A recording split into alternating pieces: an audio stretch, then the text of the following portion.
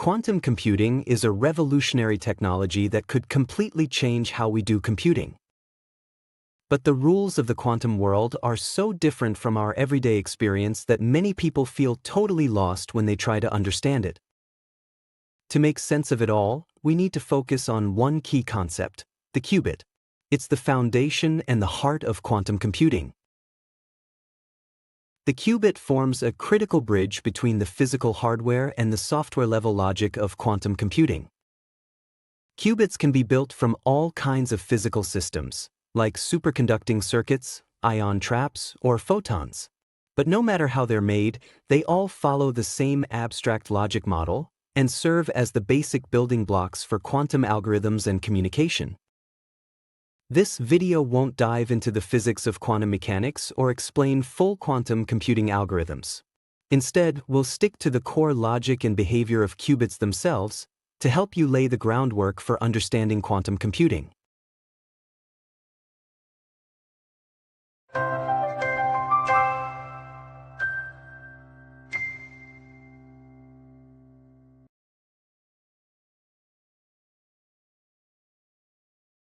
Qubits have some pretty strange properties, and the most basic one is superposition. If you want to understand measurement collapse, entanglement, unitary transformations, or the no-cloning rule, you first need to know that a qubit can exist in a special kind of state called a superposition. Let's take a system made of 2 bits as an example.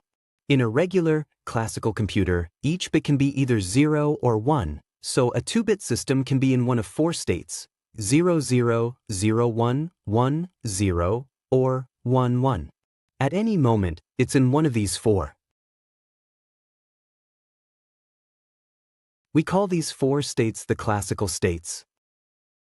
But qubits are different. They can be in a classical state, sure, but they can also be in a superposition. That means they're in a mix of 2 or more classical states at the same time. In that case, the state of the 2 qubits can be written as a sum of the classical states, each with a number in front, called a superposition coefficient. These coefficients can be real numbers, or even complex numbers. And there's a rule they have to follow: the sum of the squares of their magnitudes has to equal 1. That's called normalization. Superposition is a core concept in quantum mechanics.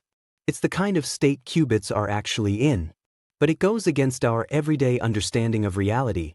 After all, a cat that's both alive and dead just doesn't make sense to us. So what actually happens when you measure a qubit that's in a superposition? In quantum computing, measurement always gives us a classical outcome. That might seem strange, because a qubit isn't necessarily in just one classical state. It could be in a superposition of multiple classical states before the measurement. But that's just the way it is. When we measure, we only ever see a classical state. Maybe it's because our brains just aren't built to understand anything else. For example, in a 2-qubit system, a full measurement will give us one of 4 classical states. Which one we get is random, but not completely unpredictable. The probability of each outcome is given by the square of the magnitude of its corresponding coefficient in the superposition.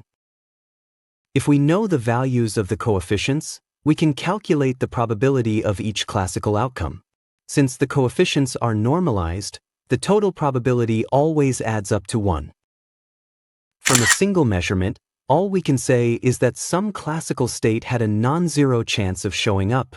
In other words, its coefficient wasn't 0. So can we just measure the qubit many times and use statistics to estimate the coefficients? Unfortunately, that doesn't work, because every measurement changes the qubit. This is called measurement collapse. Collapse makes the qubit leave its original state that it jumps into the classical state that matches the measurement result. So if you measure the same qubit again right after that, you'll just get the same result as before. That means each measurement gives us partial information about the qubit state, but it also disturbs the qubit and forces it into a classical state. This is a basic rule of quantum mechanics, and quantum computers have to follow it. Now that we've talked about superposition and measurement collapse, if we look a bit deeper, we'll find something even stranger hiding inside: entanglement. In a quantum system, we can choose to measure all the qubits, or just a few of them. For example, suppose we have a system made of 2 qubits, and we decide to measure just the first one. What happens? The result will either be 0 or 1. The qubit we measure will collapse. Let's say it collapses to 0. That means we're now in one of the first 2 classical states, since in those, the first qubit is 0. The second qubit will keep its associated superposition coefficients, but we'll need to normalize them, so that the sum of the squares of their magnitudes equals 1. Of course, the first qubit might also collapse to 1. That would correspond to the last 2 classical states. In that case, the second qubit also keeps its coefficients, just with different values. The probability of getting each of these 2 outcomes depends on the sum of the squared magnitudes of their respective coefficients. Let's summarize what's going on. We measured just one of the qubits in a 2-qubit system. The result was randomly 0 or 1. And depending on that result, the second qubit instantly changes into a different state. This kind of behavior is what we call quantum entanglement. Not every 2-qubit system is entangled. In some initial states, no matter what result you get when measuring one qubit, the other qubit always ends up in the same state. In that case, the 2 qubits aren't entangled, they're independent, and their states can be described separately.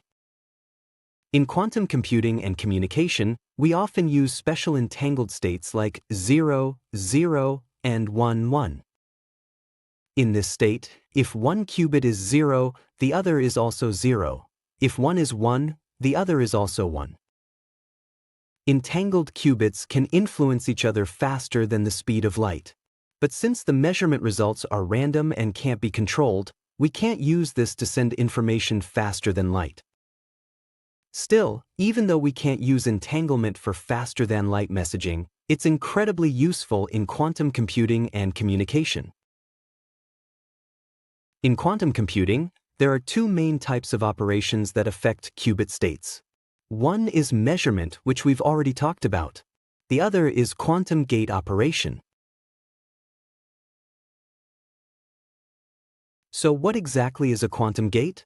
A quantum gate controls the evolution of a qubit state by applying things like magnetic fields, lasers, or microwave pulses. In other words, it causes the qubit to change in a specific way. For example, the Hadamard gate, or H-gate, can transform a qubit from its current state into a new one.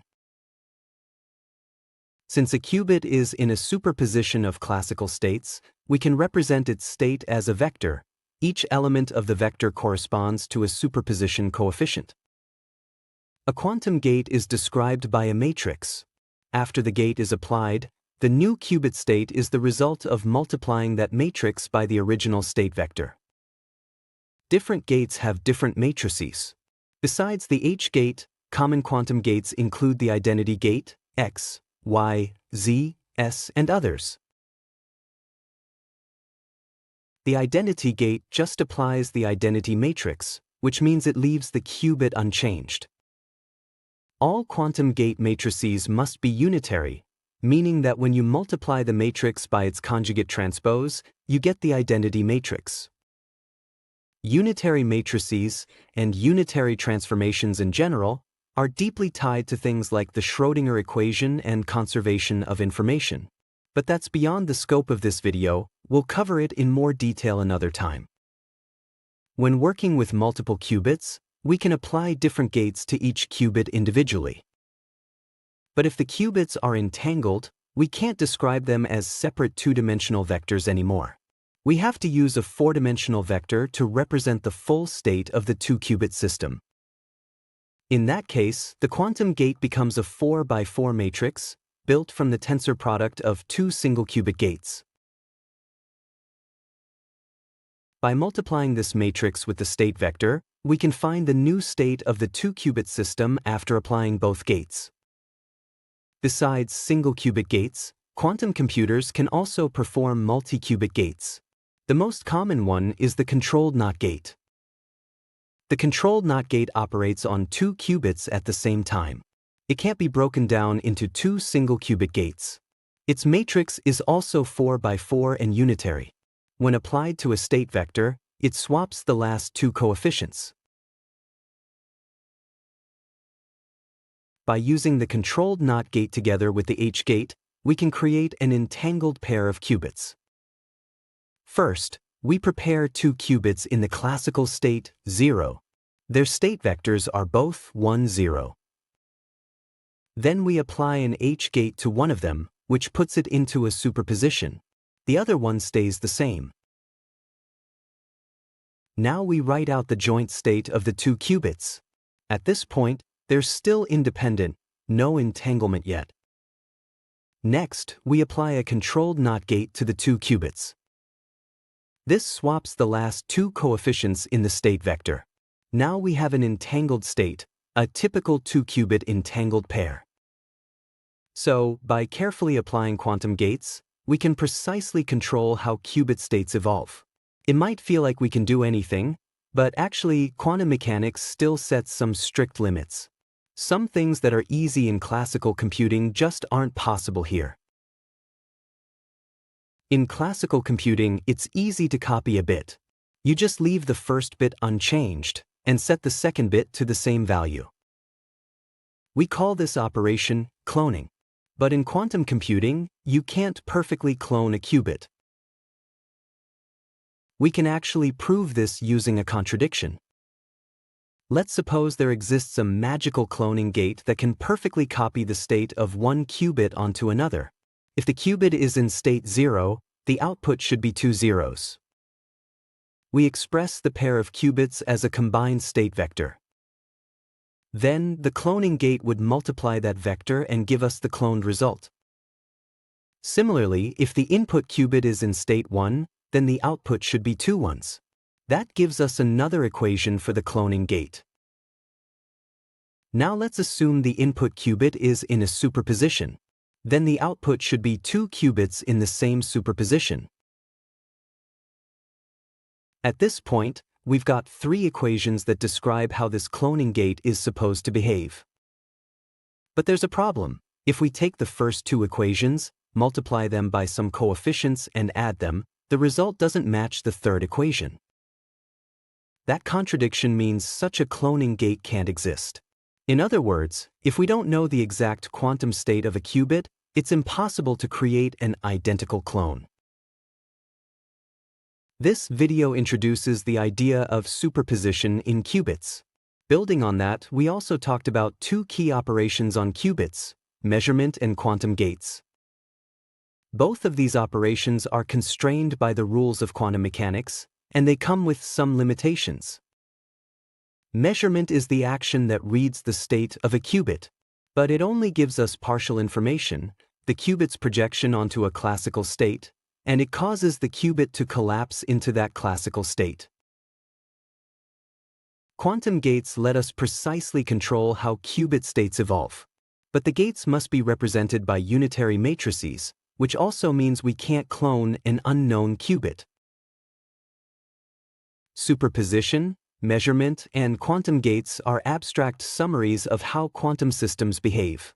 Every quantum computing or communication model is built on these principles.